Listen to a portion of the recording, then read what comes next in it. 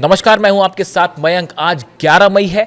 America, Iran और Hormuz से जुड़े सारे अपडेट, पिछले 12 घंटे में जितने अपडेट हुए हैं वो सारी खबरें मैं आपको बताऊंगा और ये भी बताऊंगा कि अब हॉर्मूज को लेकर अमेरिका और ईरान का अगला कदम क्या होने वाला है। देखिए, इस वक्त की सबसे बड़ी खबर है 3 अरब देशों पर एक बार फिर हमले हुए हैं। बताया जा रहा है, जो खबरें आ रही हैं, जो यूएई का कहना है, यूएई के मुताबिक यूएई में कई ड्रोन स्ट्राइक्स हुई हैं जिसको यूएई ने डिफेंस हमलों में तबाह भी कर दिया। इस तरह की खबरें आ रही है। अब इसके वीडियो भी सब तरफ रिलीज हो गए और खास तौर पर इजराइल के मीडिया में यह दिखाया जा रहा है कि किस तरह से यूएई पर एक बार फिर ड्रोन अटैक हुए हैं। देखिए, बेहद गौर करने वाली बात है कि यूएई पर अगर ड्रोन स्ट्राइक होती है और उसके वीडियो इजराइल में दिखाए जा रहे हैं, इसका मतलब कहीं ये फॉल्स फ्लैग ऑपरेशन तो नहीं था। देखिए, यूएई की तरफ से ये कहा गया कि ये हमले ईरान ने करवाए हैं, ईरान ने किए हैं, लेकिन ईरान ने फिलहाल इस तरह की कोई बात नहीं कही है कि उसने यूएई पर ड्रोन स्ट्राइक की है या नहीं की है। तो ये एक बेहद गौर करने वाली बात है। क्या कोई तीसरा देश है, कोई तीसरा शख्स है जो ये चाहता है कि किसी तरह की पीस डील ना हो और ईरान का अरब देशों के साथ मनमुटाव हो जाए? क्या इस तरह की कोई कोशिश है? इसके अलावा देखिए, कतर की तरफ से आरोप लगाए जा रहे हैं। कतर का कहना है कि उसके एक जहाज में आग लगा दी गई और ड्रोन स्ट्राइक की गई एक जहाज पर कतर के, और उसके बाद जहाज पर आग लग गई। काफी मशक्कत के बाद इस आग को बुझाया गया, जो क्रू मेंबर्स हैं उनको बचाया गया। इस तरह की खबरें हैं कतर से। हालांकि बाद में ये कहा गया कि जहाज सुरक्षित है। अब सवाल यह है कि कतर के जहाज पर हमला किसने किया? क्या यह हमला ईरान ने किया है?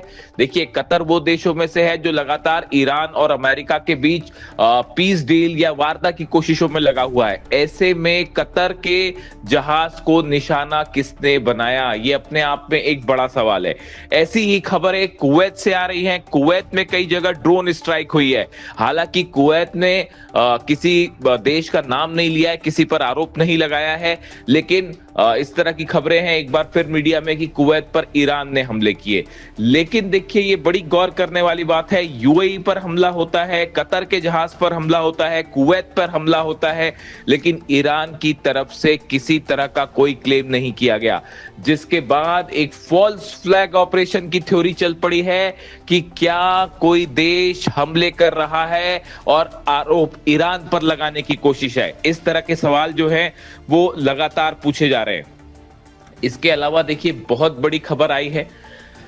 डोनाल्ड ट्रंप ने जो प्रस्ताव भेजा था ईरान के पास, ईरान के पे विचार करने के लिए, उस पर ईरान ने अपना जवाब दे दिया है और ईरान ने डोनाल्ड ट्रंप की उन शर्तों को पूरी तरह से ठुकरा दिया है। पाकिस्तान के जरिए ईरान ने यह जवाब दिया है अमेरिका को, और जिसमें ईरान ने यह साफ कर दिया है कि डोनाल्ड ट्रंप की इन शर्तों के आगे ईरान नहीं झुकेगा, ईरान यूरेनियम नहीं सौंपेगा, ईरान परमाणु कार्यक्रम को लेकर रोक नहीं लगाएगा। ये वो बातें हैं जो ईरान ने डोनाल्ड ट्रंप के सामने रख दी हैं। ईरान का कहना ऐसा है, सबसे पहले हॉर्मूज का ब्लॉकेट खोला जाए, उसके बाद हॉर्मूज खोलने और जंग को स्थायी रूप से रोकने पर चर्चा होगी। लेकिन यूरेनियम पर फिलहाल किसी तरह का कोई बात करने के लिए ईरान तैयार नहीं है। ईरान के राष्ट्रपति पेजिशकियान साहब ने कहा है कि ईरान अपना सिर नहीं झुकाएगा, किसी कीमत पर ट्रंप के आगे नहीं झुका जाएगा। और इस तरह से ईरान ने उस प्रस्ताव को, उन शर्तों को मानने से मना कर दिया है जो डोनाल्ड ट्रंप ने सामने रखी थी। इससे एक बात साफ है कि आने वाले चंद दिनों में किसी भी तरह की बातचीत की संभावना, जिसकी चर्चाएं हो रही थी, वो पूरी तरह से एक बार फिर खारिज हो गई है। क्योंकि डोनाल्ड ट्रंप का भी एक बयान सामने आ गया है। डोनाल्ड ट्रंप ने ये कह दिया है कि ईरान ने जो बातें सामने रखी हैं, ईरान की तरफ से जो प्रस्ताव या जो शर्तें सामने रखी हैं, वो किसी भी सूरत में मंजूर नहीं की जा सकती। यानी ईरान और डोनाल्ड ट्रंप के बीच एक बार फिर मतभेद गहरा गए हैं और इसका नतीजा एक बार फिर हॉर्मूज में बड़ी जंग के रूप में देखने को मिल सकता है। अमेरिका के जहाज यहां मौजूद हैं, ब्रिटेन के जहाज मौजूद हैं, फ्रांस के जहाज मौजूद हैं और जो हॉर्मूज में ईरान को घेर के खड़े हुए हैं। ऐसे में अरब देशों पर हमले, अरब देशों पर ड्रोन स्ट्राइक्स की खबर पूरे मिडिल ईस्ट में खासा तनाव देखने को मिल रहा है।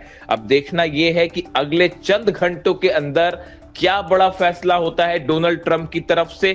क्या किसी तरह के हमले के संकेत मिलते हैं और या फिर बातचीत वाली बात फिर से सामने आती है। इससे जुड़ा हर अपडेट हम आपको पहुंचाएंगे और ये भी बताएंगे इस पूरे मामले में रूस की क्या भूमिका होने जा रही है, क्योंकि पुतिन ने एक बार फिर ये पेशकश की है सार्वजनिक रूप से कि वो ईरान के यूरेनियम को रखने के लिए तैयार हैं, उसको ट्रांसपोर्ट करके रूस लाने के लिए भी तैयार है। हालांकि ईरान की तरफ से कोई प्रतिक्रिया नहीं आई है, ईरान खामोश है इस बात को लेकर, लेकिन सार्वजनिक रूप से पुतिन का एक बार फिर ये कहना कि हम यूरेनियम रखने को तैयार हैं, ये सीधा सीधा डोनाल्ड ट्रंप को संदेश जा रहा है। अब इसको लेकर डोनाल्ड ट्रंप क्या प्रतिक्रिया देते हैं, ईरान क्या कहता है, ये बेहद गौर करने वाली बात होगी। देखिए, बताया यह जा रहा है कि एक बड़ी बैठक हुई है ईरान में आईआरजीसी के अधिकारियों की, ईरान के सेना के अधिकारियों की, और इस बैठक में एक बड़ा प्लान तैयार किया गया है हॉर्मूज को लेकर कि हॉर्मूज में अब ईरान की सेना का अगला कदम क्या होगा और अमेरिका के साथ अगर किसी भी तरह की कोई बातचीत होती है तो उसमें ईरान का एक स्टैंड क्या होगा। इसको लेकर साफ तौर पर एक लाइन डिसाइड कर ली गई है।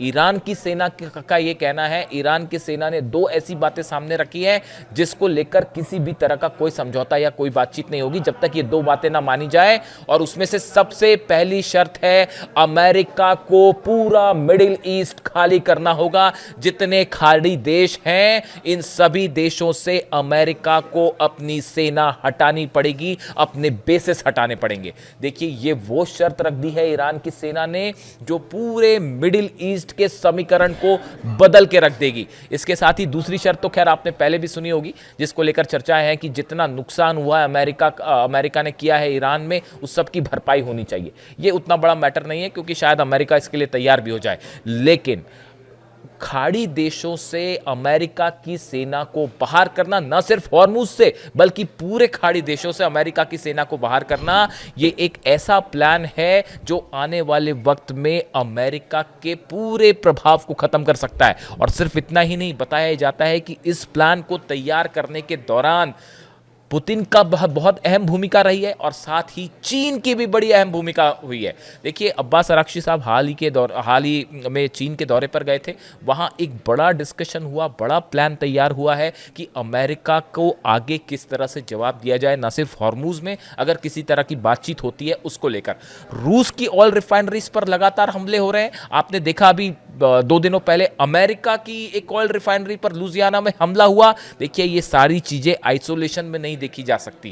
कहने वाले ये भी कह रहे हैं कि ये पुतिन और डोनाल्ड ट्रंप की जंग है, ना सिर्फ जंग ईरान और अमेरिका के बीच में नहीं हो रही है। एक बड़ा ऑयल वॉर शुरू हो चुका है रूस के राष्ट्रपति व्लादिमीर पुतिन और डोनाल्ड ट्रंप के बीच।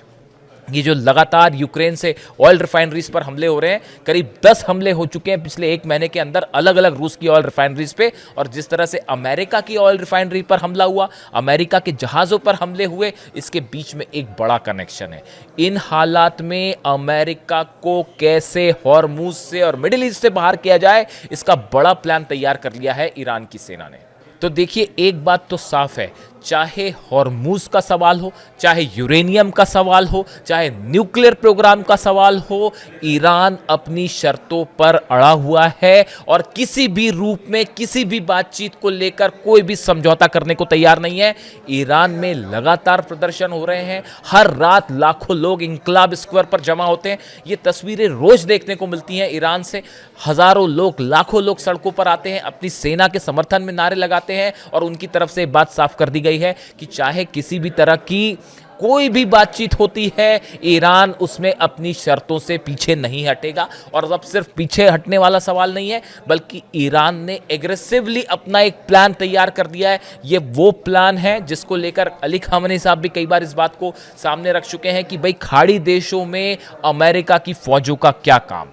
अमेरिका यहाँ पर क्यों अपनी फौजें रखता है या अपने बेसिस क्यों बनाए हुए हैं, यानी खाड़ी देशों से बाहर करने के लिए अमेरिका को न सिर्फ हॉर्मुज से बल्कि खाड़ी देशों से कैसे प्रभाव खत्म किया जाए, इसको लेकर ईरान ने एक बड़ा कार्यक्रम शुरू कर दिया है, बड़ा प्रोग्राम शुरू कर दिया है। और इतना ही नहीं, इसको लेकर जितने मुस्लिम देश हैं इनसे भी लगातार ईरान संपर्क में है और चीन भी संपर्क में है। देखिए ईरान जो रूस के विदेश मंत्री हैं लावरोव, इनकी यूएई के विदेश मंत्री से बात हुई। जिस तरह से ईरान ने हमले किए यूएई को लेकर, उसके बाद खासा तनाव देखा गया, बीच में रूस की एंट्री हुई, लावरोव ने बात की, रूस के विदेश मंत्री ने यूएई के विदेश मंत्री से बात की, जिसके बाद इस बैठक में, इस बातचीत में क्या तय हुआ है इसको लेकर अभी कुछ फैक्ट्स बाहर आने कुछ वक्त लगेगा आने में।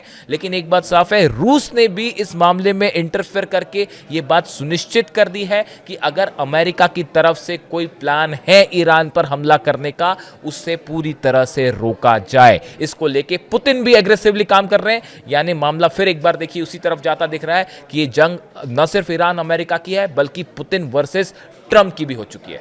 वीडियो कैसा लगा कमेंट करके ज़रूर बताएं और ये भी बताएं कि आगे ईरान का रुख क्या होना चाहिए। मैं बार बार ये बात पूछता हूं आपसे, आप भी कमेंट करके बताइए कि इन पूरे हालात में अब ईरान को क्या करना चाहिए। Thank you so much.